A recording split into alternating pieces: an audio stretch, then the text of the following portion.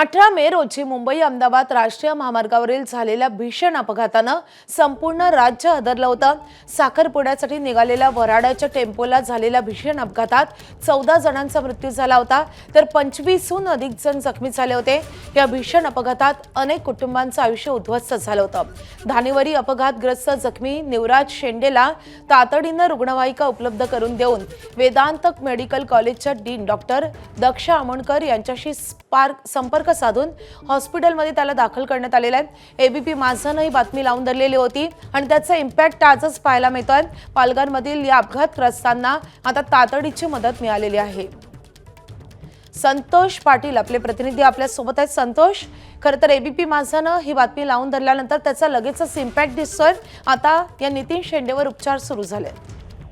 नक्कीच माधवी, आपण ही बातमी सकाळी केली होती, त्यानंतर आपण स्वतः एबीपी माझाच्या माध्यमातून ज्या वेदांत मेडिकल कॉलेजचे डीन आहेत त्यांच्याशी बोललो की अशीशी ह्या पेशंटची परिस्थिती आहे। त्यांनी तातडीने होकार दिला की हा पेशंट आपल्याकडे पाठवा आणि आपण 108 जी ॲम्ब्युलन्स आहे त्यांना फोन केला आणि ते ॲम्ब्युलन्स बोलवून घेतली आणि त्यांना तातडीने तिथे दाखल केलं आणि आता तिथे वेदांत मेडिकल हॉस्पिटलला त्याचे जे उपचार आहेत ते सुरू आहेत।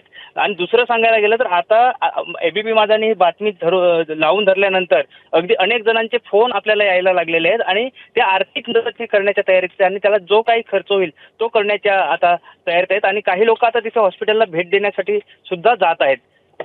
माधवी, संतोष, खरं तर या जखमीला खरं तर मदत मिळाली, मात्र इतर जखमींचं काय, त्यांच्यापर्यंत ही मदत पोहोचली आहे?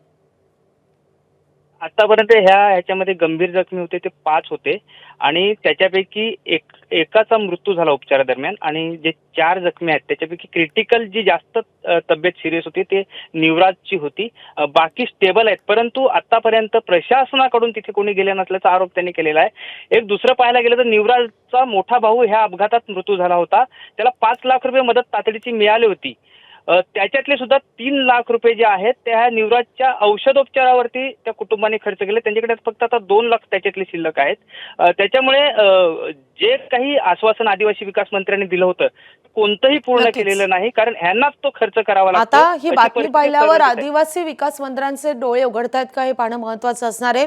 संतोष, या संदर्भात सगळे महत्त्वाचे अपडेट जाणून घेत राहू। सध्या धन्यवाद हे सगळ्या सविस्तर माहितीसाठी।